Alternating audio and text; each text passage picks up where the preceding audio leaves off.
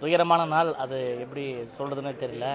கிட்டத்தட்ட 30 வருஷ நண்பர் ரோபோ சங்கர். நான் அவரெல்லாம் ஒன்றா அபிநயா கலைக்குழுவிலேருந்து எங்கள் பயணம் தொடங்கிச்சு.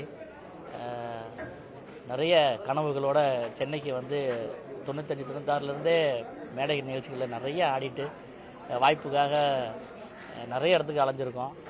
சினிமா அவருக்கு மிகப்பெரிய இடத்த கொடுத்ததுன்னு தான் சொல்லணும். இது அதாவது ஒரு சாதாரணமாக கடந்து போயிட முடியாத ஒரு மிகப்பெரிய இழப்பு அது. அவங்க குடும்பம் வந்து ரொம்ப துயரத்தில் இருக்காங்க. இந்த நேரத்தில் வந்து அவங்க எல்லாருக்குமே ஆறுதல் சொல்லணும்.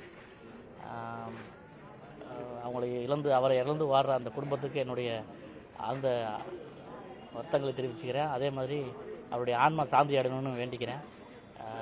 நமக்கு முன்னால் வாழ்ந்துட்டு போகிற எல்லாருமே வந்து நமக்கு ஒரு செய்தியை விட்டுட்டு போவாங்க. உடல் ஆரோக்கியம் ரொம்ப முக்கியம். அதுவும் நடிகர்களுக்கு வந்து ப்ராப்பர்ட்டினாலே அவங்க உடம்பு தான்.